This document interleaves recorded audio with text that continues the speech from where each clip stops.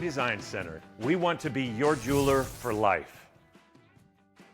Blake Hempstead, the Anaconda town crier. I came up with that name for you years ago. I think that's still fairly fitting, but I wanted to talk to you on a high note for Anaconda. I want to talk to you about several things. This is your second appearance now. You can join John Wick and you can make your own green jacket that he wants to have for a second time appearance. But mine will be a little larger than John's around the midsection, but yeah, it would fit perfectly. Just a little bit, but it's what a great fall it's been for Anaconda, for having the Copperheads play like they've been, because it's been a minute since Anaconda has had this much success. And I've talked to people who said, "Oh, they're playing Class B now, that's why." And I said, "Well, Class B is no cupcake whatsoever, because just ask everyone what Frenchtown did when they came up from Class B to immediately dominate the A. I don't think there's a lot of difference between the top teams in the Class A and the Class B, and I think it was really impressive what Butte boy Dan Lacey and the Anaconda Copperheads did over there this fall. Well, you can't take anything away from Manhattan and Three Forks. Those were two extremely dominant teams, and just go back and look. Eureka making it to the semifinals. Eureka played with Whitefish all the way to the end, and look what Whitefish did, kind of under the radar in Class A this year. So one thing that I've found in when moving to Class B, Anaconda immediately got smacked in the mouth by Manhattan their first year in Class B. Manhattan had a great season that year. Braxton Hill being a sophomore, we go up and lose to Fairfield 50-0 in the playoffs that year. Fairfield had a guy by the name of Ryder Meyer, might have been a pretty good safety for the Grizz, but Class B and Class A are 1A and 1B. That Florence team, 2 years ago, 2 years ago, that just completely dominated everybody.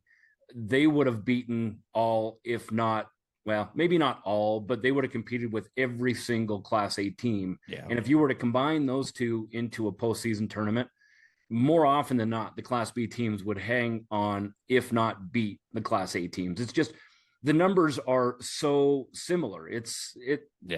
And you can't tell me that just because you're a Class B kid, you're not as talented as a Class A kid. Get out of here with that. Class A actually struggles because it has soccer. Class B doesn't have anybody to go in and bump heads with in terms of numbers or availability. So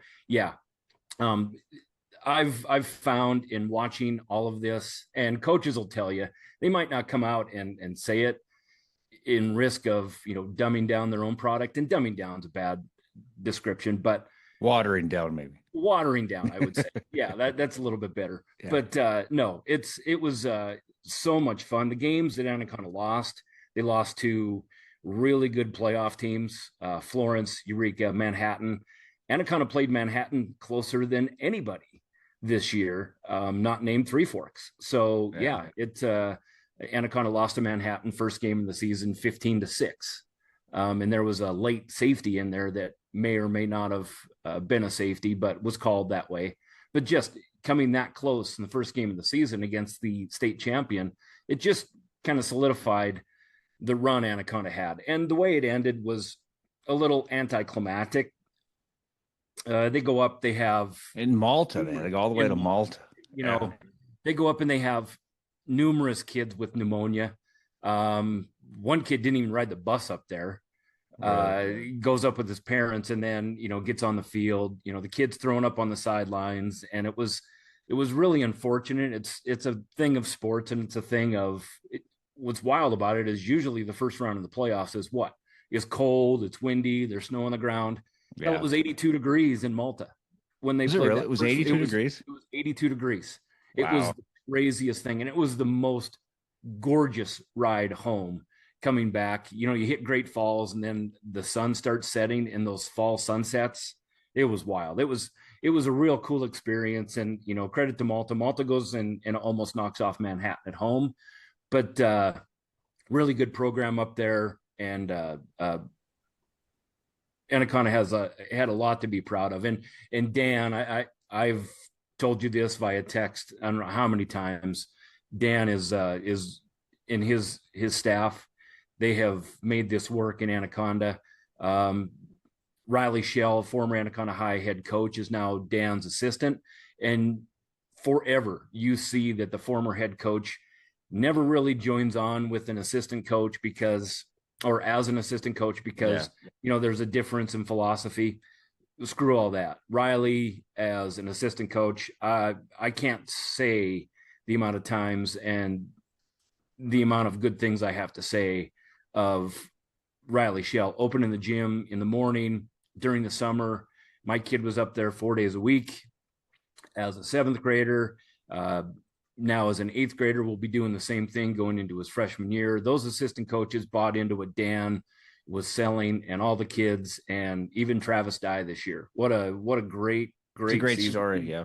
He and Brody Galley, the two seniors, kind of, the ones that stand out, but I mean, it's a total team effort, but those two, it really should be the first time Anaconda gets a Shrine kid, and numerous Shrine kids. Those two should both get Shrine game opportunities. But when Hartwick and the boys sit down and look at their accomplishments, Travis Dye being the all-time leading passer for a season in Anaconda High, and then Brody Galley smashing all the receiving records, it is really cool. Yeah, when Dan took that job, a lot of people thought, well, he's crazy because he's in a situation where he's winning in Whitehall, and that Whitehall's program had been where it hadn't been in years. And to go over to Anaconda, in a lot of ways, it was almost like a sleeping giant in Anaconda, because it's not like they're not Anaconda kids anymore. There's not like there's a lot of them. It's just that it took a culture change. It's kind of like, and that's not a shot at the coaches ahead of Dan. Some of those guys are really good guys and good coaches. It's like when Eric Gray took over, it was just a culture change. It was like a different. Coach Salo did things different.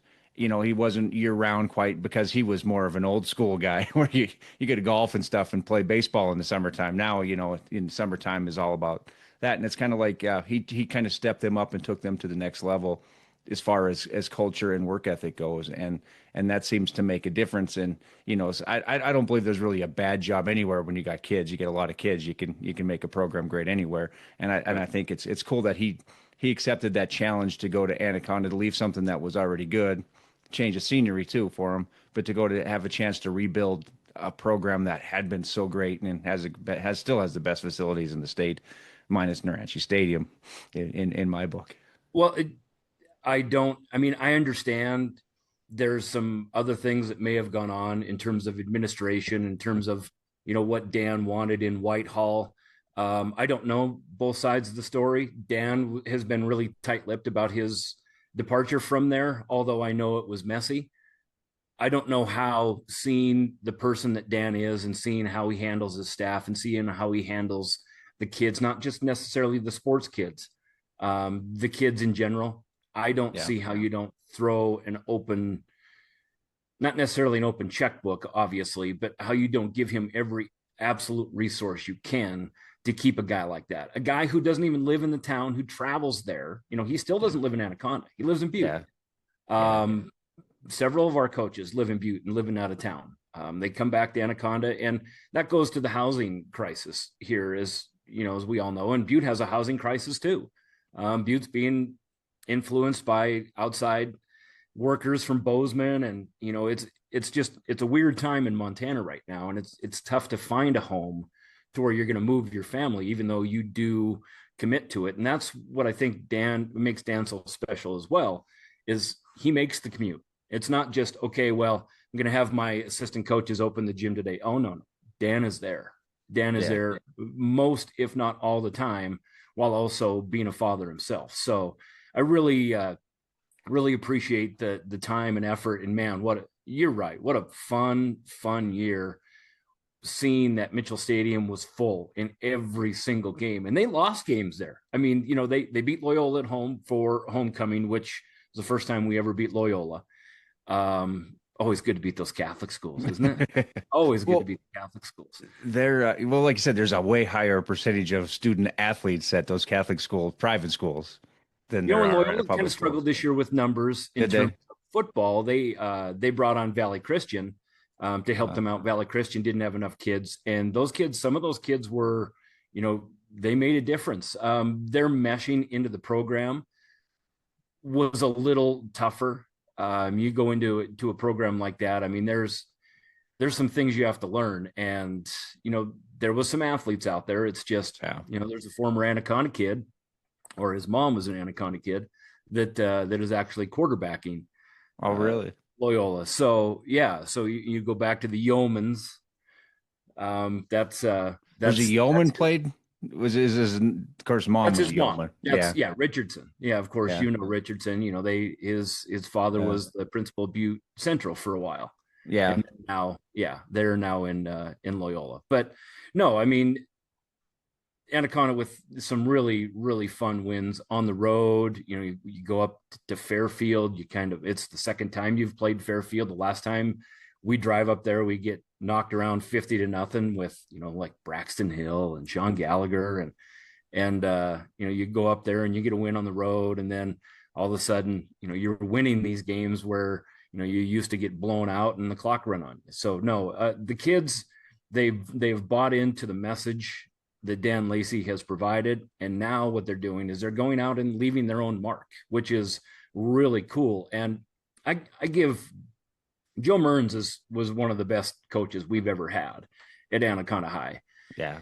And when he was coaching volleyball, he would always tell me he would love when not necessarily volleyball was doing well, but when both volleyball and football were doing well, because attendance is up, morale is up. It's just a better experience for the kids. And with volleyball making it to state, with football making it to state, coming in with a new administration in terms of a superintendent, there's a lot of, moving parts that are different.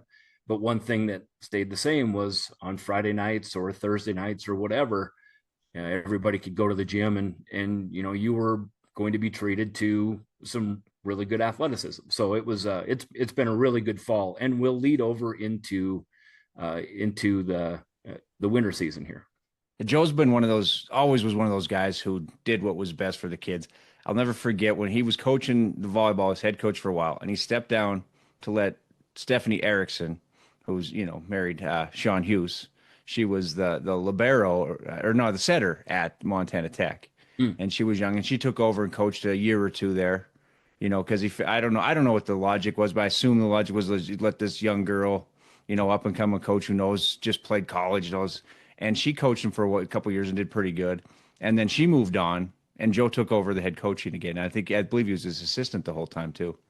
So I'm not sure. There might be a backstory to that, but that was years ago. Yeah, that was before you were a sports writer. Yeah. Yeah, that's news to me. I don't remember that. I'll have to ask him, but I always thought the moving piece was from Mike Crum, who was the original head coach, and then in Joe. But I could be wrong. I'll have to ask him. But that's something I don't know. But there's two different Crum families over there in Anaconda too. I learned that last year when I refereed with Mike CRUM. Because three different Crum families. Is there three different ones? But there's two spelled different. Which is Mike. There's a KRUM, which is my buddy Timmy. Your son played against Timmy's boy in Legion this year. Owen. And then there's the KRUMM, which is Corey, who was just inducted into the Montana Tech Hall of Fame in volleyball, Corey Crum Rivers, and now Kelly, her brother, who is also an assistant, who has really been a positive influence with my son and stuff, who doesn't work in the schools. Oh, he coaches football over there, Kelly? He coaches football, and then he's a MOA for basketball. Yeah, I worked one game with him. I think it was last year, the year before. It was a lot of fun working with him. He's such a nice kid. I call him because he looks like he's 12 years old. Yeah, he's got a baby face, no doubt. But he's a nice guy, and there's Mike Crum came back to referee last year. Yes, so he was gone for like 30 years. He was gone like in Billings, I think maybe Wyoming. That's the son of Mike Sr. Yeah. Who was the original volleyball coach, who was my PE teacher when I was a freshman. Yeah, really? Mike was a really, really good dude. In fact, and he was on those great Anaconda football teams back in the late 80s, wasn't he? Had to have been, right. Yeah. And I've always wanted to sit down with Mike and do stuff like this with him, just to kind of catalog, some of his memories and some of the stuff, because he was a really good, really, really good volleyball coach, PE teacher, really welcoming to, kind of a shitbag like me. But he always treated me really good. And I knew that you had to be a special guy to treat me good if you were a teacher. Yeah. And Anaconda's got the same thing Butte has going on. Like the Carroll College Tech football game this year. They're this week. There's a kid named Hewitt that was playing quarterback. He left the game with an injury. Hopefully he's doing okay. It almost led to one of the greatest stories ever for a backup. I thought he was going to come back and beat him. But what a wild game that was. That was crazy. That's Caden Hewitt, of course. That's Tony Hewitt's son. Yeah, I hate seeing those names like when you see Micheloti's beating Butte from playing for Capital and stuff. Yep. And that's the same thing Anaconda goes through. There's so many great, Anaconda names, like you said, with a yeoman playing that, the mom, his mom was a yeoman playing. Yeah, they were really us. good in tennis, obviously. Yeah. I think they both won state championships in tennis. So yeah, I mean, there's a lot of those kids. Where Anaconda has struggled, where Butte hasn't, is we haven't been able to retain those people because of jobs. Yeah. They've gone to college and not come back to Anaconda because of that. I mean, the primary employment back in those days was either the smelter, the hospital, Galen. Yeah. Work for the state, or you're working for the school system. So, I mean, now, we have some industry coming back. We're able to retain some of those kids, and we're getting some families to move back and build here. So that's one of the reasons why we're having such success. That's good. And that Dye kid, Travis Dye, he had to throw the baseball close to 90 miles an hour. Right? I mean, it was the fastest thing I'm seeing. We're watching the Butte Muckers were, one week we're playing a Class A team or maybe even a Class B team that that we're just teeing off on. And then the next night we're seeing 90-mile-an-hour fastball from Travis Dye up in the eyes, and you just couldn't touch it. If he had the control that he would wanted to, we wouldn't have been able to beat him or compete with him, even let alone beat him. But I just couldn't believe how hard he throws, and he's a big kid. And he plays.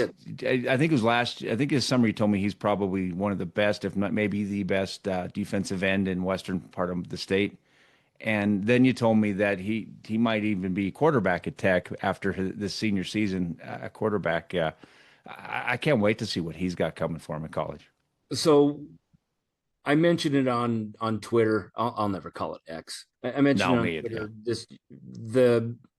the product that Samson has built over there in a very short time. Well, you knew the struggles, even though Tech has always had that mining money. You knew the struggles that they had to deal with in terms of the football program. Western kind of always had an edge on them. Carroll used to knock them around, and every once in a while they'd get over the top. But you look at the recruits that he's bringing in. You look at the tweener guys who can go on and play D1 at Montana or Montana State. Yeah.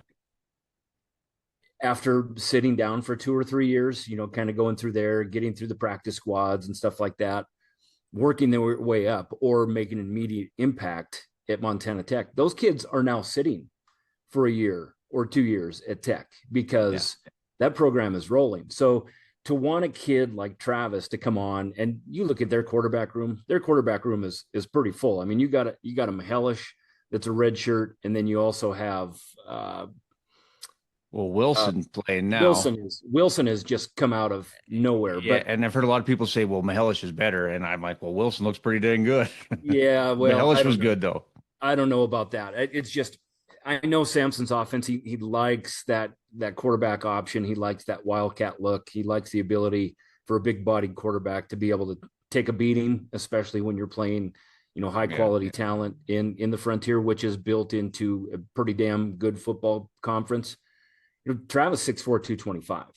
So when they want a kid like that, a couple of weeks ago, Travis got a game day invite from Montana State. They brought him over. He was on the sidelines. Obviously, he would be a kid that similar to, he's going to be recruited as an athlete. And it's okay, we're going to see your work ethic. We're going to bring you on. Not sure exactly what the scholarship dollars will mean for somebody like that, but you'd have to work your way up. Could the kid play D1 football as a quarterback? Does he have the skill set? 100%. Sammy Akim, who does stuff with with us here at Skyline. He got to call the game when they went up to Thompson Falls and saw some of the throws he was making. He's like, oh no, this is one of the best quarterbacks I've seen in high school in Montana. Yeah. And him only playing that 2 years, it really is remarkable, his transformation. And he even said it coming into that trip. I was unable to go over to Bozeman that weekend because we had divisional volleyball up in Mission. But I would have loved to see him on the sidelines and just see his face walking around, being on the sidelines, knowing you're invited to Montana State, which is, kind of dropped that little brother moniker in the whole rivalry. Yeah. And turned into, maybe the best team in the state, depending on arguments or whatever. They've been to the national championship 2 out of the last 3 years. Yeah, they've been the best team, I think, over the last 10 years, you could say. Yeah, it's really cool to have an Anaconda kid. And, of course, Marcus Monaco having a little bit of an in there, former Anaconda guy. He's the special teams coordinator for the Cats. Him having some influence and just being able to go out and seeing some of those diamonds in the rough. Travis has only been playing quarterback 2 years. That's crazy. Yeah. And I mean, this year, he threw for 2,170 yards. He was a 60% completion guy, had 17 touchdowns, set the all-time season passing record for Anaconda High. He ended up with 2,822 yards through 2 years, 22 touchdowns, which puts him third all-time behind Ike Hafey and Matt King. Matt King was the kid who he knocked off the pedestal for the season, and Matt still owns the all-time career passing record for 3,229 yards, I believe. But no, Travis coming out of nowhere, just being forced into playing quarterback his junior year, and then really buying into what Dan was offering, teaching him how to read defenses, telling him, a 60, you don't have to throw it 60 yards every time. You can take a check down and throw it to a Brody Galley or a Soren Keeland or a Gilly Everett or a Carson Lacey across the middle and let him go do work. It was a really, really fun season for high school athletics here. And the 60% number, I listen to a lot of podcasts, read a lot of stuff about the Chicago Bears, even when they're the shits, I do. So now that they're actually fun to watch, I even more. But they talk about the 70% number in the NFL is what they want to get. And not a lot of guys get to 70%. Like Caleb Williams doesn't even have 60%. But in high school, I look at that percentage a lot when I go through max preps. There's not a lot of guys at 60% or higher that play quarterback, even in the Class AA or any level. It's you see a lot of guys more closer to 50, 55%. So 60% is a pretty impressive number. Anything above 50 in high school, because you're depending on what? I mean, you have to put the ball in a place to catch it, right? Yeah. And then you're depending on, some kids with questionable ability being able to catch that while they're being hit or even in the open. So, I mean, there's a lot of contributing factors in the NFL. Yeah. I mean, you're throwing it to a superstar. Exactly. You're throwing it to one of the best athletes ever coming out of their hometown. Yeah. 70% is not unthinkable, especially the way they protect the receivers and the quarterback in that league. In high school, good luck. I mean, there's violent collisions on the back end, and those guys don't call pass interferences in high school like they do in college or pros, and they shouldn't. I mean, those kids are out there battling. They're both going for the ball, and quite honestly, it's not as fine an operation as it is at the next level. So you just go out and let those kids go out and compete. So yeah, it was great. But no, it's we've not had it. Foley, can you believe we've not had a Shrine Game kid since 2016? Sean Gallagher. Yeah, it's been a long time. And I think that game was a Butte one, wasn't it, when Gallagher played? Yep. Yeah, because we did a feature story on him. We did I always do the Butte stories. Yep. And then Doc Gallagher was not going to let me get away with not doing a little feature story on the Anaconda kid too. We've only had 2 father-son in the Shrine Game. We've only had 2. Mike Derzay and Ed Derzay. Of course, Ed Derzay was from Butte, though. So that's not really an Anaconda connection, but then Pat and Sean Gallagher. Yeah, that was pretty cool. Yeah. Pretty cool moment So for both of those guys. Played in the Shrine Game. But no, I mean, you have those sorts of things in Butte a lot just because of the numbers and because, there's a reason why Butte kids have customarily been, put into the Shrine Game. One, they're exceptional athletes, and two, the work that they do with the Shriners over in Butte is quite honestly unmatched. And that's why the Butte game is always, the highest grossing in terms of donation, throughout the state of Montana. So no, I mean, when you sit down and look at the impact of what the Shrine Game means, you can't tell me if two kids get in from Anaconda this year, what that will mean for the future of kids looking up. To those to a Travis Dye and to a Brody Galley, and there's some other French kids that could get a look. But next year we have the ability to possibly get another father-son with Ben Everett and Gilly Everett. Gilly was he's coming off an injury last year where he broke his neck during the season in a car accident, so he didn't have as good a year as he did the year prior. But being one of the focal points next year, we could absolutely get another kid on that father-son list, hopefully, with some good fortune. That's going to be the longest drought they've ever had in Anaconda for a Shrine. 100%. No, I went back. One year might have been a long drought back in the day. So there was 3 or 4 times where we did not have a Shrine Game kid, but that was always coming off where there was 4. Or 3. And I had the list. My computer crashed and I lost it all. So I have to go back through the website and go back and purse all that data and do another, and do a save. Yeah. Control S is a good thing. Yeah.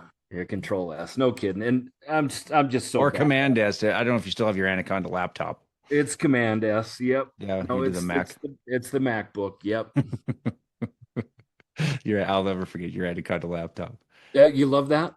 Yeah, that's one of my favorite stories ever. But that was the 24-inch monitor, baby. The Seattle trip. Well, the beauty was it was when you were carrying your big monitor and then some guy was kind of looking at you funny. I don't know why he was looking at you funny. We're checking in the hotel. Yeah, getting in the elevator. And I just look at him, I point to you, and it's his Anaconda laptop. And the guy nodded like, oh, that makes sense. Like, I don't know where this guy was from. He wasn't from, I don't think he was from Montana. He just knew that the shade was legitimate. Yeah. So yeah, it was. Yeah, good. he just okay. He just accepted it. That was the beauty of it. So were the games pretty? The crowds, they must have been pretty full. The town had to be excited all fall long with the football. Oh, it really was. I mean, you could feel it. I pushed it when we lost to Eureka. Eureka came out, and credit to Eureka. I mean, those kids, they're coached so well. They had one of their smallest teams that I can remember in Eureka, but man, were they physical. And, they showed it, getting all the way into the semifinals of the playoffs, even after losing to Florence. And it was funny. Dan will tell you, I had the conversation with them after we lost to Eureka. And I said, I don't mean to bring this up now, Dan, but the number 2 seed out of the West has an easier path. And they absolutely did. Florence loses in the quarters because they had to go up against Three Forks, who with Cannon Rickman, he will be, if he stays in state, if either Montana or Montana State are lucky enough to keep him in state, he will be a dynamic quarterback, and he will absolutely get in and make plays for both teams. He ain't going to the Grizz. Well, he got offered by the Grizz. Did he? Oh, he did. Okay, I take it. Did. They were late. Always. Bobby likes those JC or portal guy transfer for quarterback, except for unless you're a legacy guy. I hear you. I know. He was late, but the Grizz did offer him, but it was after Montana State. He has those run pass option tools. Big kid, 6'4", probably 210. Kind of a gangly kid. Really good basketball player, good post player, shows that he has, he's multifaceted with his athleticism and, the stuff that he was doing on the football field. Dye and Rickman were right there 1 and 2 the entire year in the stats, whether it be passing, rushing, all told. What did Travis have? Travis had 2,822 passing yards, but he also had 1,236 passing yards in 2 years as a quarterback in Anaconda. So yeah, he's one of the best quarterbacks Anaconda has ever had, and to have him maybe be quarterback for 4 years, that would have been something. Yeah. Did the Hewitt brothers ever get back to Anaconda? I've seen Tony a lot. I don't think I've seen Corey since 1989. Yeah, I used to see him at Grizz games, of course, with Skyline. We went down in the national championship, and Tony and his wife, and I saw them at all the fundraising events, and you see him at the game, and it's cool because they're following their kid, and Caden was just in one of those positions to where at that level, they're bringing in drop down FBS guys. Did he have the ability to go and play at that level? 100%. He absolutely did. In fact, we spoke to Keelan White, I believe it was, at the Big Sky kickoff.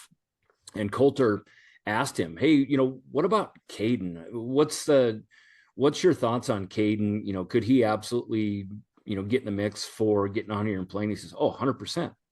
Caden runs our offense just as good as everybody else. He could absolutely get in there. It's just when it comes to that, the quarterback competition is so close, and you can't blame Caden for wanting to go and just play. And are you getting a better education at Carroll than you are at Missoula? I don't know. It just depends on what you're looking for. But one thing he gets to do now is not go through all the hellish weeks in prep and getting the piss beat out of you. Now he actually gets to wear the red shirt in practice and go out and, get beat up on game days only. He doesn't have to go and run the scout team stuff to where he's doing that. And, these kids are all warriors, they're battle tested. And when we're talking about some of the best athletes ever in Anaconda, I mean, Hewitt's they're in the mix. It's hard to beat those two.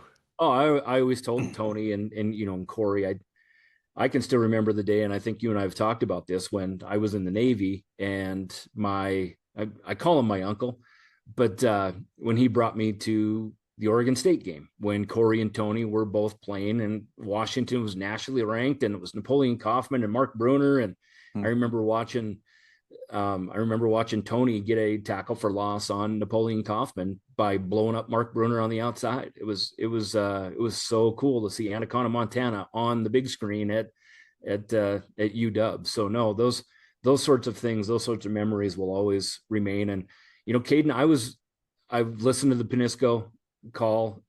He does such a great job up there at Tech. And, quite honestly, hey, we've already had somebody say nice things about Penisco on this podcast. We don't need to say anything. I love trashing him, but man, it's such a good, and it's a professional broadcast, with replays, and they do such a great job on that broadcast. And I was bummed watching Caden go down, because I really believe he'd have been able to do the same stuff that the backup did. It's just, they were working through some things, trying to get different looks, and, it just didn't work out that way. But I see him coming back his senior year and really having a great season for Carroll. But no, it's when I saw he was transferring to Carroll, I said, "Son of a bitch." Yeah, like, would have loved to have him. I think of when like Amy Brooks transferred back from UM to Carroll. Carroll had a lot of football guys that were drop downs from them, during their run, and they're so good. But you look at Peyton Wing. Yeah, for sure. Or not Peyton Wing, sorry. I know Hunter Peck, sorry. So Hunter Peck goes on, and he's first team all Big Sky coming from Carroll. So it just goes to show that those kids can absolutely go up to that level and make a difference. And Frontier is so much better than this might sound crazy, but those teams from Carroll that won the national championships, I might offend a few of these guys with this. I don't think they'd win that conference now. I don't think those teams would be. I think it's that much better. Like used to say, like Dessing's teams, the basketball teams that were winning the Frontier Conference basketball wouldn't even, they'd be last place teams now. The way the Frontier is just transformed. It's a different level. It's a whole other beast. And football, the top of that, the conference got completely watered down. I mean, there's a lot of cupcake games and stuff, but I don't think Tech's football was watered down at all. I still think this is the best Tech football team they've had probably ever. At least one of the top two. And they probably would dump the old, of course you can't compare eras. So how do you, Chris Opie's team against these guys is just a different football game. You can compare eras. Football, athletes are better than they were then. Schematically, can those teams just go out, and those old teams, those just punch you in the mouth, physical, strong teams, can they go out and win a game? Of course. But you can't compare the athleticism of what kids are now versus what they are then. It's just physiologically, kids are bigger, they're stronger, they're faster. It's just, that's the way it is. But since Chris Opie knows where I live, the 96 Orediggers would still beat anybody. Fair enough. Yeah, because I don't know if you remember Opie at all, but he was. Oh, I remember all those knuckleheads, most of them like Halverson, those guys were all bouncing at the Boo when I'd come back from my Navy trips. And Halvey always loved me because I was the dumb kid that would, hey, Blake, go break a bottle over your head. Oh, okay. So break a bottle over my head and they'd give me a beer. So it was great stuff when he and Brian Solon were there living together. Yeah, those guys that was a great collection of guys. Coach Green's always had there was always characters on Coach Green's team that were unlike anything. So that goes to, and I think we can kind of segue into, the battle for Montana versus just that. I mean, when you go out and recruit a Montana kid, it absolutely matters when you're playing Montana versus Montana State. Those kids care more. There's more on the line for them. The heart is there. And you can really say, with Coach Green, what he did is he went out and really recruited the roughneck kids, the character guys, the ones who, absolutely might not have been the best athlete in the room, but ones who would work their ass off for you, run through a wall, the proverbial wall that sports guys talk about. No, they had those guys on those teams, 100%. It's a different thing. And we see it all the time. There's a reason why the team with the most Montana kids, whether it be Montana or Montana State, usually wins that game. And that's the reason. Yeah. And for a long time, it was the Grizzlies dominated Montana. Mm-hmm. And then that changed when a little guy named BJ Robertson took over the, Mayor of Montana. He didn't take over as coach because he coached under Coach Schote. Yep. And he recruited, and I talked to so many kids when they came here for the Shrine game and stuff that were going to MSU. And I said, why are you going? Why'd you pick MSU? And it's a BJ. And it was because you go to a game, any game you go to across the state, you go to a basketball game or a wrestling match. There was BJ. He could have been the mayor of Montana. He should run for governor, but he's doing okay down in. I think they're gonna build a program down there in Nevada. Or Nevada, I'm not sure exactly how we're supposed to say it, but but he turned things around, and of course, and Coach Vegan has done the same thing. He's because when we were in high school, I mean, the Grizz were by far the bigger school to go to. I mean, you ask people, why would you go to MSU? When you go to the Grizz and win, but now it's not the same. Now they're at least on equal footing as far as that goes. They both have a ton of money in their program now, great facilities, and that rivalry is so good, and that game was so good, and that's why it was the greatest game I've ever been to. Yeah, it was such a great game, and that's what seeing the aftermath I saw on social media from the fans, and that really drove me nuts. And you probably heard a lot more of that, but the one guy that keeps going on and posting the mistake that Zach Cruz made back when he was 16 years old. On a Venmo receipt that he thought was private, and it was just a joke. He's apologized for it 1,000 times. I think Bobby made a huge mistake PR wise. Could have helped that kid out at the time, and I talked to him in his dining room table. I sat and talked to him, his mom and dad, and I left thinking that's one of the best kids I've ever talked to. And I was happy to see him get that block, even though I was leaning towards the Grizz because of our three Butte boys on the team. But I was tickled for Zach to get that, and I was wondering what Bobby Houck was thinking. If only I was better at PR, if only I listened to that Foley about PR over there, maybe he would have been that kick would have went through. I don't know if it would have went through anyway. It looked like it was a tough kick, but Yeah, but that was a brutal kick, and both teams, they have struggled in that regard this year. yeah, So yeah, it was one of those pivotal moments in a rivalry game that just, you want to talk about the Montana State crowd. Montana State typically doesn't travel very well to Montana. A lot of times, especially over the last 5-6 years, those games have all gone to the home team. yeah. So the Montana State fans, they were loud, and the groans and stuff that add up from the Montana side. No, it was a great football play. And that dude, you can see how utterly athletic. I mean, he played quarterback in high school. Now He was the best defensive end in the state and the best quarterback in the state at the same time. Right. Yeah. When's the last time Montana had a kid like that? Montana State had a kid like that. Troy Anderson. Yeah.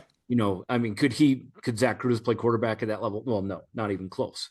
But to have him as a hybrid rush / flex interior lineman on the same side of Kenneth Iden, I've got to see Zach play a lot this year, going down and being the photographer for Montana State for Skyline, and no, his impact is real. They've put him out into a wide rush end to where Iden was going up against a less athletic guard, even undersized, and then they've also put Zach in eating up a double team on the inside with Brott. So no, his talents are limitless, and yeah, he's the reason why Montana State is so good up front. Is one of the reasons is Zach Cruz. Yeah, I wrote a story about him. I went over to write that story because there was no media. Nobody wanted to touch it, and of course I got accused of being a racist for writing the story, right? And of course, I that doesn't bother me at all. It bugs me more when people say stuff about the young man. But you wrote that story. I think it got like 50,000 hits on Butte Sports on the first day. Because people read it, and it was a long story. I talked to Zach Akem. As you say, Akem, is that how we say it? Sammy Akem. Yep. Yeah, I talked to him, and he was great in the story. Of course, the Grizzlies couldn't talk, but so I wrote that story, and what made me feel good about it is I met Coach Vegan. I was refereeing a travel basketball tournament at which I don't think I'm ever going to do another one of them in my life, but I was doing a travel basketball tournament at Butte High, and I met Coach Vegan, and he knew who I was, and I said, hey, I heard a rumor that our boy Zach Cruz is going to join the team. And he's like, hey, that's not for publication yet, that. And I said, well, that's awesome. He's a good kid. And he says, honestly, if you didn't write that story, we would have a hard time getting him into the program. Oh, that's cool. Because it kind of helped lead the way of rehabilitating his, and it wasn't that I wrote anything magical. It's just that I sat down and listened to him and wrote down what he said, and I think that I was happy to be part of something that could help rehabilitate that reputation, because it was really an unfair. I can't imagine. I'm so glad we didn't have social media or Venmo. Of course he thought Venmo was private. Most people, I did. That's when I learned that Venmo wasn't private. But if we had social media, no, I'm not even going to say when we were in high school. I'm glad I didn't get on Twitter or Facebook until I quit drinking. It was 2009. I think I got on social media. I quit drinking in 2007. My career would have been over, not for racist comments, but for stupid shit that I would have said. Right. So I'm so happy that, and the people to judge somebody on one silly moment when you're a high school kid, it's just ridiculous. No, I'm the same way. I've told my kids relentlessly, we try to teach off those moments. Because the tracks are there. There are absolutely pitfalls when you come to social media, and you have to think twice, 3 times, 4 times before you actually post. And especially with that, just the knowledge of that, it can cripple you. And quite honestly, it was going to ruin that kid's life to where he could even go on and be admitted to a college. Yeah, well, the frontier schools wouldn't even touch him. No, they wouldn't even touch him. No, and I totally get it. And I don't condone what he did, but one thing that he did is, and I won't go into details on his relationship with one of our colleagues at Skyline. One guy that Colter really leans on is Raheem Seabrook, who is now going to coach the club women's flag football team for Montana. Their opening regime was his high school coach. Black man, really stood up for the character of Zach, even though what he saw was not in the greatest of light. Sammy taking it upon himself, and Sammy, what a guy! I mean, he does great work too, breaking down. He does things. so good work, and he's an even. Here's another cliche: an even better person than an athlete. That is Sammy Akim. He took it upon himself to go directly to Zach, sit down, and although he still disagreed and doesn't like the optics of that, he gave the kid an opportunity to explain himself. He learned more about the kid, and you will never hear a negative word out of Sammy's mouth about Zach Cruz, just because they aired it out. He disagreed with him. He gave him an opportunity to speak, and that was it. And shouldn't that be what our culture is all about anymore anyway? You know, having made a mistake and having a second chance and trying to build off of that. Racial divide, although some people in America now don't believe there's racial divide, they're morons. I mean, we grew up in racial divide. We grew up in Southwest Montana, even though Southwest Montana was built by immigrants and immigrant populations. We still have that ingrained in ourselves from our grandparents, some of the words that they would say. And it was up to us and over time to learn, hey, that ain't cool. If I didn't go into the Navy, I never would have been able to know Black friends or Mexican friends or different nationalities. Yeah. And it was really, the Navy was really a melting pot that got me out of, you know, the culture that I was brought up in. And quite honestly, my parents didn't know any better. You know, they were taught a certain way, and it was just the way it was. So yeah, it all goes back to him having a second chance and him really running with the second chance. And it looks like he's doing great things. Yeah. And you were on the sideline for those games, and you hear it's not always nice. And of course I was part of that as a MSU student. We had the FU MSU, chant that we would say. And I was thinking back at it later, boy, I'd be pissed if I took my kid to a game and I'm hearing that cheer FU MSU, but they scream that a lot, like even the Tech game, the Eat Shit Carol Go Tech Go, which I like to attribute that. I don't know how far back that goes, but the first person I heard say it was Timmy Schwartz, back in, the 90s. It probably goes even deeper than that. But the whole, the adult fans all said that, it was at the end of the game. And it's not exactly the classy thing to do, because like I said, those kids out there for Carroll, I've never been a fan of Carroll, mainly because their fans used to attack me because I was a writer for, covering the Tech team. There was a lot of them on the internet that weren't too nice to me, a small percentage of them, but that's, you judge a whole all 11 of them. Yeah, all 11 of them. But yeah, so it's a small percentage of knuckleheads, but those kids on that team, I used to talk to the Carroll kids after the game. I know a lot of people were mad at Nick Dragovich when he called the fair catch and then returned to punt 60 yards to set up the game-winning touchdown, which I asked him if he called for a fair catch then, and he looked at me like I had two heads. I think his arm was just up. It was just and he should have been flagged for an illegal fair catch signal. Probably they didn't catch it, but I talked to him after the games. I talked to Matt Ritter after the games, and Marcus Miller, the Ordigger killer. Those guys were all good guys that were just working their butts off for their college football team. Yep. For their brothers next to them, and that's what the Cats and Grizz players are doing. And for these players, and to see these people to say, the FTC and the FDG. It's the stupidest. It drives me nuts. I wish the schools would say, if you're selling stuff like that you're going to lose your license. You can't. It's just lazy. Merchandise. To me, it's just lazy. And you and we both reacted to the man who posted the video from the north end zone of the two Montana State kids going out and and dragging their cleats. Do you understand what that offensive and defensive line, what they're doing every goddamn play? You understand what they're doing to the field every damn play? Those turfs can handle it. They didn't do any damage to it. They're dragging their cleats across the Montana Grizzlies in the end zone, and then the logo at midfield. But let me tell you why they do that. So at Montana State, during the fight song, the whole student section and the entire crowd chants, "Eat shit Grizzlies, go Cats, go." Yeah. Okay, that's ingrained in their DNA. They will never stop doing it.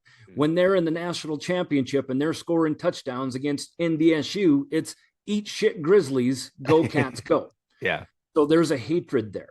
When you go to Montana and you're on the sidelines, the stuff that those kids hear, and forget about them being adults in football team. Those are kids. They're 18 to 23-year-old kids that are playing a game. And the adults and some of the stuff that they say to them constantly. Now you look, Montana State has a little bit more room on the sideline, but don't tell me they're angels either. Montana and Montana State by far on the visiting sidelines, they are ruthless when talking to those kids and those coaches, and the stuff that comes out of their mouths. And there's kids up in the stands too. So don't get me started with, oh, that's disrespectful. No, those kids listened to 60 minutes of you talking trash, and they went out and won a game, and they're celebrating.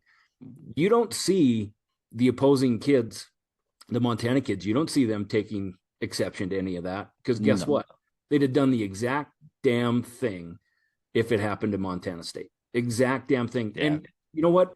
They should have, because they go out and they win a game. They win the biggest game in the state. They won the biggest game possibly in the nation that day. 2 versus 3. It's never been bigger. And those kids have earned the right to. Now, was the optics not great? No, it wasn't great. As a fan who just goes and watches a competition and doesn't understand it, you're sitting high up in the north end zone, or you're sitting up there and you want to bring your kids, and you see kids going out there and dragging their feet and doing that and throwing up middle fingers and doing fine. I mean, the optics aren't great, but they're out there celebrating. They're kids. They have enthusiasm. Yeah. Football is an extremely violent sport. They're still an emotional sport. Oh man. And I'm telling you, that game, we all met at Coulter's house after the game. Of course, going to Skyline Sports and look at the video put together, by all the contributors. Sam Chalmers, who was a former MSU video guy, and of course, I just forgot his name, unfortunately. But they did such a great video recapping that. It's on all the Skyline social media pages and stuff. But 17 minutes of Keaton Gilligy. He has the video or the audio dubbed over. It's a really good product, but kind of lost my train of thought where I was going. But no, I mean, we all get to Coulter's after, and we're all putting the photos together and putting the photo streams up and the videos, and they're doing their stories.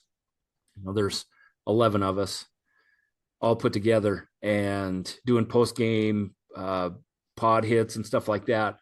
But one thing that we were all agreeing of, that game was the most physical game that we've ever watched. It was it was fair. There was so many late hits. In fact, a lot of trash talking. Oh man. Kenny Iden, he probably could have been kicked out of the game for after the tackle on Gilman. He knocked his helmet off on the ground. I mean, typically in a regular game, I mean, you're done. I mean, you threw a punch and you're done. But I mean, they let a lot of that stuff go, and it really turned into one of the classic football games that I've ever watched. Yeah, it was a great game, and of course, you see they just flipped in the rankings. That's how. So the rest of the, as it should have been, the rest of the league recognize, the rest of the division, the FCS or FCS, they recognize that. Boy, the Grizzlies shouldn't drop down. A lot of times you'll drop down to 5, 6, 7, or even worse, and so it sets up a potential rematch in the semifinals, which would be pretty cool. Although the Grizz have one heck of a tough game coming up on Saturday. You got to get by SDSU now. Chase Mason, he's been the best quarterback I've seen all year. Yeah. When South Dakota State went to Montana State, and I didn't realize this, but he's a huge AAA baseball kid. I mean, he's really? Borderline, he's a borderline Major League Baseball player, and you can see with his athleticism, SDSU lost games because they lost their quarterback and they lost their best player on the team. Now with him being back, I don't know exactly how, what his athletic ability is now, what the injury has done to him. Of course, they played a inferior team at home last week on a skating rink in Brookings, but going to Montana, it's a different thing. It's not the first week, so it's the second week. All the kids are back in school. Should be a full house, and it's going to be a lot tougher to play there. But yeah, if the Grizz can beat SDSU, that means they really are for real, and it would set up a potential semifinal in Bozeman, which would be that'd be bonkers, because it's not going to be just a pro Montana State team. Because why? Well, because playoff tickets don't go to all of the season ticket holders. They're open for everybody to go up. So you're not going to tell me that Montana and Montana State don't have, I don't think it'd be a 50-50 crowd, but it's going to be more than it would be normally during a regular season environment. Yeah, and the I can't imagine what the prices of those tickets would be on the secondary market, because they were like $250, $300. Yeah, and the NCAA has lost all control with that, with the transfer portal, with the timing of losing coaches. Of course, Brent Vegan being there. Obviously, Montana State are stepping stool programs until they actually commit to getting out of the FCS and up to a Mountain West style FBS, a group of 5 school or a group of 5 conference. But some of the distractions with Coach Vegan looking to provide for his family and looking for another opportunity. Montana State, they've been so good that when they lose a coach, they've been able to continue, especially with Montana State, with Vegan coming in after Choate, they've been able to continue that. And quite honestly, Vegan, you can have the argument that he wasn't even better as a head coach than Jeff Choate. So the names we were throwing around if Vegan left, do you continue on that same line? What Vegan has built there in Bozeman has been great, and he deserves to go out and look for something bigger. So, it's just getting back to what we were talking about. It really is a collision course. And one thing that I love about being with Skyline and going to these 3 last national championships with Montana State, then Montana State, is you get to see Montana kids featured on a national broadcast playing for a national championship. When I got to watch Braxton on the field down there in Frisco, it brought me to tears. It's just seeing what a kid like that can do. And then you look next to him and you got a kid from Fairfield, you got a kid from Culbertson. You have all these kids from small towns that this is, they already played in their Super Bowl with the Cat Grizz, and now they're continuing 7:00 at night, Friday night, ESPN. The nation is watching your name being broadcast across all these broadcasts, or all these, these bars in every town. That game is being played. It's a real cool thing. And to be able to have that one more time, which would be, I'm not sure what weekend that coincides with the FBS, if they're starting their playoffs yet, but man, that'll be a huge viewing experience as a semifinals at Cat Grizz. That'd be nuts. And quite honestly, 2 years ago, we should have had it. Could have had it, with the Cats, having their kick in overtime blocked and losing to NDSU. Unfortunately for the Cats that year, they'd have been really bad in the semis if they'd have went to Montana, and it would have erased one of the greatest games that I've ever watched with North Dakota State and Montana in that semifinal. But what it would have done was Tommy Malott was not going to play in that game. He was injured. He was knocked out of that game. Yeah. Chambers shouldn't have been playing in that game anyway. So they'd have been with a 3rd string quarterback. And, the Grizz rightfully would have just walked over that team, in my opinion. So no, it's what it's doing is it's leading up to what a great atmosphere. What a great, it would just be something else. Yeah. Hopefully it happens. Now, do you think Coach Vegan's going to leave after this year? I do. And I think he should. What more can you do other than winning a national championship? He was in it last year. Team had a bad start. Do I think they were better than North Dakota State? I do, but that's just how games work. I mean, they had the comeback on the way.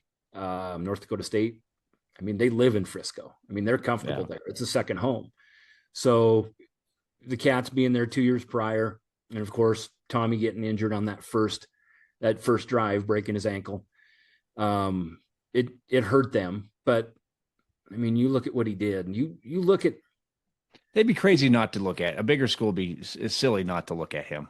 So no, Oregon State wanted him, but they wanted him right away. And why wouldn't you? You know, there ought to be a rule about that. This Lane Kiffin thing drives me nuts. You shouldn't be able to do that, and then take the coaching staff with them too. So he's just stupid at what he did. So I mean, he wants to get into the playoffs and have a chance for a national championship. Okay, you're there.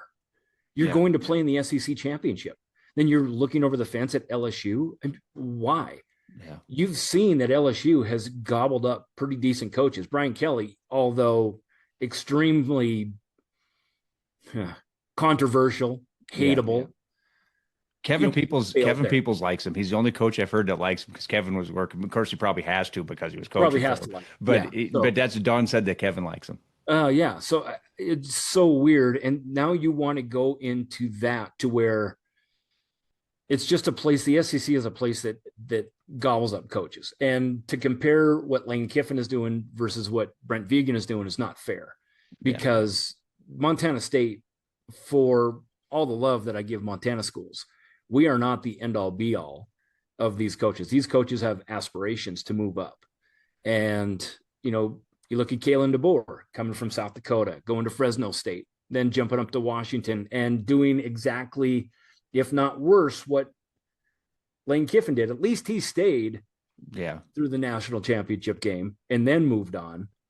But, you know, keeping all that private, of course, his family kind of screwed Kiffin because his family took the LSU booster plane, got off, and people saw them getting off the plane. And quite honestly, Vigen never would have been brought out into the open if not for an Oregon State writer, journalist, seeing him in the airport there. Yeah. You know, that brought up the questions, and then everybody runs with it. But no, you're absolutely right. One thing that I talk with in our group text messages, and the only way you can stop this is by Ole Miss. If they find a coach that is doing this, just drop them. Just say, you know what? It's part of our personal performance package. You know, we no longer want you to coach the team. Yeah. Just move on. We'll pay the buyout. You want to go somewhere else? Here you go. You know, we'll bring somebody else in. Until schools start doing that, then you're always going to have these coaches. Like I said, what Vigen did, moving from a $300,000 salary up to over $3 million salary, you're stupid. Yeah. How could you not take it? I mean, come on. It's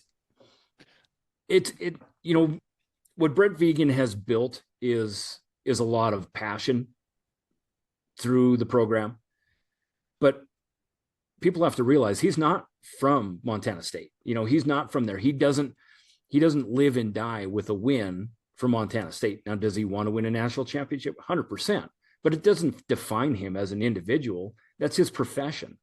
And the same profession that could quite honestly come in and pull the chair from out from underneath him, not give him a contract. And then he's out, you know, trying to build himself back up through low level, through an offensive analyst or offensive coordinator, defensive coordinator, that sort of thing, and then try to build back and get back into that. So for him to go on and look to continue building his resume and find no fault in it whatsoever. I mean, nobody cared that Bobby left the first time, went to UNLV, and then made his way back. A lot of them celebrated. Yeah, a lot of them did. You know, a lot of them would celebrate now. But it's weird. It'd be nice to see him go somewhere where, like, Bobby went to a place where you couldn't win. You can win at UNLV now that they're playing in the same stadium as the when Raiders. You're playing Allegiant, versus playing on campus and then going into Allegiant and having all the pomp and circumstance and the money now that can flow into UNLV. Yeah, I mean, Bobby missed that train. You're absolutely right. Yeah, and Mick went to Utah State, which was a hard place to win. Joe Glenn went to Wyoming, hard place to win.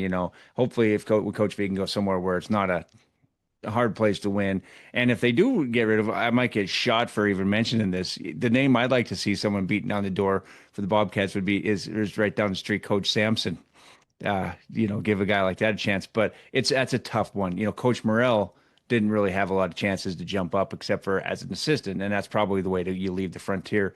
I think Van Diest may have had a shot at the catch job one time. I'm not sure if they really went after him very hard after Mike Van Diest, which he would have done a phenomenal job there too. Sure. But the Carol Boosters stepped up, and I don't think that his pay was. I don't think it was the same as it would have been at MSU, but I think they made it enough so it was worth his while to stay.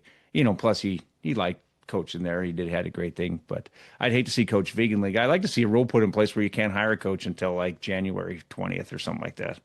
You can't steal a coach from somebody. You build it into their contract. I mean, that's the easiest thing in the world to do. Of course, my phone's ringing. I'm not answering it. Yeah. Now, that's one thing before I let you go here. I wanted to ask you about that. Are you in your Anno Design building there? Yep. Are you still open? Still open, still doing work, trying to sell it. Just people ask, well, why are you trying to sell it? We've had some unfortunate stuff going on with some of our employees. It's tough to find employees. It's tough to spread myself even thinner than I do. We've built up a pretty good business and just, kind of looking to sell it and move on to the next thing. So obviously, it'd be a great business for somebody to get on and do it. And it's just, and you've one of those things. I mean, business close. Everybody, they're sad. And they're, are you closing because of this? And no, we're not closing. We just want to sell it. We just want to look at the next thing to do. And who knows? I mean, I might stay open for another 2 years. Who knows? But people ask, well, what are you going to do if you close? Well, find something. I'll do podcasts with Foley. I mean, that really pays the bills. It's getting tougher and tougher. I tell you that when my wife's insurance is going up here by about, I think at least 36%. So it's kind of I'm going to have to make a little more money. I might have to go get a real job. So, and we always do this. I mean, I remember. Oh, you got the shirt? I got it on. Foley gave this to me. Oh, there's my photo. I get present. And hey, if you're an employer, I do love Butte, even though I blast you a little bit. Yeah, I do love Butte. And that's a John Wick special there. It was a John Wick special, and Uptown Butte with John, the friendship that I've forged with him over the last couple of years. Quite honestly, being a competitor in what we do, we have thrown that out. We don't compete against one another. We try to help one another out. So, you have a guy like John in your town that does so much work and so much good for Montana Tech and Uptown Butte, and next door having a classmate of mine, Selena, owning the M&M. It's a pretty cool little place up there. And I wish I lived closer. It's tough to drive over to Butte and go up and see my buddy Gino at Maloney's, but when you get stuck in Maloney's, it's not just going up and having a cup of coffee. You choose to have the cup of coffee. I like to do other things, and it's way different than back in my tech days to where I put Gino's kids through college though before I quit drinking. So I had a tab. When I was going to tech. I had a tab, and I would go and I would do my homework with Coxie and Charlie being there. They always had it. That was back before Fox News was as crazy as it was, but they always had the news on. Did my homework, and after that was over, it was beer 30. And when my monthly check came in from the college fund from the military, I'd go up, I'd pay my parking tickets because you left your car there. No, during the week, they'd come up and they'd ticket me for not, you have to move at least a little bit. So when I was not paying attention, I'd have to pay those parking tickets, and I probably still have parking tickets over in Butte, but who knows? But no, over. Just just a great thing that that Butte has. And you and I, people always ask, do you get along with Foley? Yeah, fuck him. I shouldn't say that. That's all But right. no, but absolutely. I mean, it's an equal amount of fun versus hatred. And yeah, I mean, it's My we're favorite thing to do when I talk to someone from Anaconda is to bring your name up able because there's no middle ground. Mm-mm. No, they either love you or they absolutely can't stand And I don't know why. you. I mean, why? Well, I mean, you can agree or disagree with me, and yeah, I might tease you a little bit about it, but yeah. man, yeah. Well, when the tact, I know you hurt some feelings when you made fun of everyone who was a reporter when they had the week that they were searching for the shooter of the Owl Bar. Oh yeah. And they're posting stuff that I don't think law enforcement wanted them to post, No. like the flight patterns of the helicopter or where they're looking. Yeah. And I don't think that clown I don't think he was tapped into anything, but he might have been. They didn't know. He could have had someone help him, who knows? Someone could have been saying, "Hey, we're checking out so and so's Facebook page and they're looking for you here." It could have happened, or maybe he was holding, maybe it was like a situation with the ref. That's what I was thinking, where he broke in and kidnapped a family. Remember the movie The Ref Yeah. with Dennis Leary? And Still one of my favorite movies. yeah, and maybe someone's looking on Facebook and keeping tabs of everything, and it was people were posting all that stuff out there, and it was just insane. And when you called them out, you did it. Not a whole lot of tact exhibited on your response. So I mean, some feelings were hurt, but shit, people need to learn that stuff that you're not supposed to do. Well, you don't do that because friends, family are first responders, police officers, fire department, um, search and rescue, people out there, trying to find this guy who Yeah. Was off his rocker, to do what to do what he did, Yeah, it's and completely dangerous, obviously. Yeah. 100%. And what's funny about it is I knew right where he was. We all knew right where he was. When we were growing up, our parents used to play old Ozzie and old Harriet softball at the embassy. And when we ran out of our dollar going in and playing video games, we went to ask for more and they said, no, go play. So what would we do? We'd go behind the embassy and we would take the creek through the swamp and walk all the way up to where my grandmother's bar at the time, Ranch Bar, was. I know those woods like the back of my hand. Yeah. We knew exactly when he went up on the side of that road, he was going to try. I mean, he had survival instincts being through the military. So he was going to get through to where there's water and shelter. It just so happened that he found a trailer and didn't move much from it. And when they finally found him, he was in that trailer where he had been for probably the better part of a couple days. So yeah, it was within 150, 200 yards of where we used to go back and fish. My dad used to bring me back on that side of the creek and fish when we were kids. So yeah, it was really easy to understand how he got to that place and how he hid himself. But yeah, I was extremely outspoken of the people who were acting as digital creators wanting to get clicks and saying, oh, hey, look, this AP person contacted me. This is what I had to say, and sharing that. Who gives a shit? Yeah. These kids, what you're doing is you're going out and you're glorifying this for some sort of pat on the back, because I mean, you know how many people, I mean, you and I are both active. If anything happens in Anaconda or Butte and you're looking for some sort of idea, how many times do you get text messages or Facebook messages or something like that? I mean, the amount of text messages I got from local media, state media, regional. You were cited in a story one time where if your Twitter was cited in like a story that was national or something. Yeah, all that stuff. So, Yeah. I mean, I was contacted by all these people, and all I said was, listen, I don't know what's going on. I would rather not comment after the fact. If you want me to comment on, what I feel like, the town is going through, I mean, I would love to sit down and talk about that. But I don't know what's going on. It was all rumor for, you know, Yeah. where he was going, where he was at.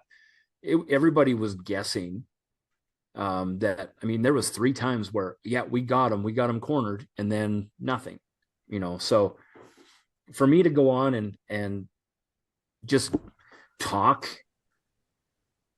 about what I think, I thought it was silly. And these people that wanted to go on and quite honestly just do it for, you know, for narcissistic reasons. Yeah, those people I called out, and 2 of them are no longer my friends, I guess. Breaks my heart. You know, I lived and died for 2 people, like those 2 people that I provided screenshots of their address, just like he was providing, you know, flight patterns of helicopters and stuff like that. Search. And yeah, like, here, if you need to know where the people who think they're important, here you go. Here's where they live. Talk to them. Ask them questions. And that, obviously, that was really, it's a tragedy, obviously, in Anaconda, and it's one that Anaconda will probably never be the same. Oh. You know, you'll see the Al Bar, you'll never not think of that. You'll never not think of the 4 great people who lost their lives that day. You'll never think of, you know, the poor guy who went nuts for whatever reason, didn't get the help that he needed. You know, he's going away. He'll never be free. But it's something that it's going to scar Anaconda, which I think the timing of the football season is you know, as mundane as or, you know, as superficial, I guess, as that is. It's not as important, but it was great timing for Anaconda to really be able to rally around something good in the aftermath of something so bad. I never put that together, but yeah, you're right. We did go through a severe amount of hell. I knew one of the people that was killed. I knew Nancy. Never really had a relationship with her. Knew her from playing darts way back in the day when her and her husband then, who had died 5 or 6 years ago, but knew them through darts and didn't even know that she was a nurse. Didn't know the amount of people that she. I think she worked for Dr. Heffley, right? The cancer I doctor? don't, you know, I don't know that. I just know that she was a provider and a cancer provider. Yeah. So, you know, she helped a lot of people in, you know, very dire situations. So I didn't know that about Nancy. My wife, my wife is a voracious reader. She reads book after book, and they were, you know, she had just spoken with Nancy. She was getting some books from her. And then obviously Nancy, you know, was dead. So wild that, you know, things can, you know, happen like that. Small town. It happens so often.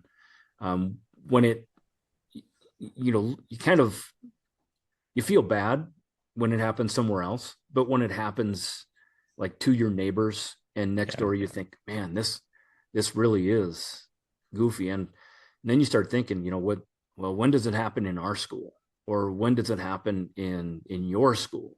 And it gets you to thinking, and it's, you know, it's a crazy world, and mental health is you know, it needs help. It really does. So no, it was absolutely, now that you say that, you know, our sporting seasons, it's a way to, and I always say this anyway, on a Friday night or a Tuesday night or whatever, you know, the kids, it's why I don't care if we ever win a state championship. I don't. I mean, I really want to. I want that for the kids, but for them just to get out and be the best that they can be and provide for the community by wearing Anaconda across their chest, by being a student athlete, just going out there and being able to show what they can, getting good grades, just being positive role models. I love it. I love it. And it was an absolute, maybe that is really a piece where people are looking for something better. Maybe that was a correlation to where our attendance was so big. And I'm telling you, Foles, our homecoming game against Loyola, every single portion of bleachers had people in it. Now, they weren't full by any means, but you can't. That's a lot of seats, though. Man, well, So that'll hold up to 6,000 people. Yeah. And I'm guessing there was more than 2,500, close to 3,000 people at those games. And at a high school game in Anaconda, Montana, that got maybe 300, with family and friends, in some of the tough years. It was awesome. So no, that's a really good. I can't believe. Oh God, You're getting emotional. No, not emotional. I'm pissed because you put that together before me, and you're such an idiot. Yeah, is it going to continue in basketball? How's the basketball and wrestling season? Yeah, the boys basketball team. There's some. I've refereed a lot of the basketball players that will be on the varsity this year. I probably won't be doing a lot of varsity because I prefer not to referee varsity. I'd rather do the sub varsity than sit and watch the varsity game. But I've done one varsity game in my life, and it was Anaconda Derby girls last year. Yeah, and I missed an obvious travel call right in front of Anaconda's coach sitting there, and of course, he teasing me a little bit about it. He wasn't too upset because we were winning by about 45 at the time, but it's should have got on you, Andy. And he did, and he did, yeah, and he did. He teased me the whole game, because he knew I was nervous being in for the varsity, but yeah, there's a lot of really good athletes. I mean, the girls and boys should be pretty good teams over there this year. They should be fun to watch. Well, beat Anaconda now, because the girls in 2 to 3 years are going to be really, really good. You have some kids coming up. My daughter being in 8th grade, that group, they're more of a role-playing group. They have a really good player in 8th grade. Avery Sandoval is a freshman this year. She's going to go through some rough Is that Bobby times. and Mary's? Yep. So she's a freshman this year. Probably could have played as an 8th grader, but she's going to go up there, get some time. Losing Mila Mitchell to Rocky last year, another 1,000-point scorer. 2 years in a row, we've had 1,000-point scorers with McKenna Patrick and Mila Mitchell. Yeah. So, but the girls are in a little bit of a rebuilding mode. You can't just keep that up all the time. But with the boys, their time is now. Travis is going to be, major contributor. Brody Galley, Carson Lacey. Some of those kids from last year, coming on as freshmen and playing. Drayton Patrick, Kyson Patrick. It's going to be really, really fun to watch the boys. You're super athletic, got some size. Took 3rd last year in the divisional. So yeah, they're returning some really good stuff. So it's going to be another fun winter for me in Copperhead Country, and yeah, I can't wait to get started. And Copperhead Country is Copperhead Country Sports. Is that what's the website? Copperheadcountry.org. .org, huh? Yeah, that's where you can listen to all the games live. Oh, people have it bookmarked. Yeah, in Butte, they love listening to me. Because who else? Listen to Davis or Asher? Yeah. I hardly ever listen to anything in the radio games anymore because I'm usually at the games I want to go to. I know, I hear the same thing, and I rip on Davis, but man, yeah, I've wanted. We've had a podcast scheduled to do with him for several months, and things just haven't added up. But that's the stuff that happens in Butte is awesome. I mean, it's good to see you're finally putting some more stuff out there because the kids deserve that. I don't know much. I don't know if the trap leagues really need to be on there, but whatever. You got something going on there. I don't want to get into that. The trap league guys asked me to put it on there, so I put it on there for them. I know I put Coach really Thatcher's. Weird. I put Coach Thatcher's card show that he's got coming up on the 20th. He calls me up, asks me if I put something on there. So of course I'll put anything on there for Coach Thatcher. Oh yeah, and that got more hits than the Special Olympics athletes of the week. People just want to go rub elbows with JT. Yeah, I got to put more. I got to have more Thatcher, and I think I've had 5 Thatchers on the podcast, and I'm just haven't even scratched the surface. Chunky says he won't do it though, and that's the one everyone wants to listen to. Chunky doesn't want anything recorded because I said, well, we got to do it at one point. Maybe I'll record one for him and we'll wait till 40 years from now when he's no longer with us. No, I could post it then. Well, maybe if you got into an agreement saying, okay, we won't put it up until you're dead. Yeah, and then he still probably wouldn't do it. Yeah, but anyway, well, I appreciate your time, Blake. I've had you for almost an hour and a half here, so hour and a half, really. Yeah, well, probably about an hour 20. I started recording on my podcast board about 5 minutes before we actually started recording on Zoom. So about an hour 23. But I appreciate you talking about the Yeah, because those are things I want to talk to you about was your business, the cats and the grizz, and of course Anaconda Copperheads. Because I was pretty excited to see that they're good. Because I'm one of those guys who remembers what Anaconda was like when they were a dominant football team. As I told you before, I was on the sideline of the game in 1989. They played on a Saturday afternoon because they couldn't Yep. trust Butte and Anaconda kids to play well together under the cover of dark. That's right. And I remember standing on the sideline, knowing I wasn't getting in, and being scared shitless watching those Anaconda kids coming out of that dungeon looking like Yep. locker room, and they just kept coming and they kept coming and kept coming and coming. And boy, they were good. That was a good game. And of course, I remember a couple things about that. Mark Ashby, the late great Mark Ashby, had a long touchdown reception. It was really, really cool to see Mark get a touchdown. And another one was when Central was about on their own 10-yard line, or probably maybe it was inside the 15, and it was 4th and 1. So we were going to have Steve McCarthy's going to go up there and hut and try to get someone offsides and call timeout and then punt on hut 2. I think it was Jay Browdy had a brain cramp and snapped in the ball.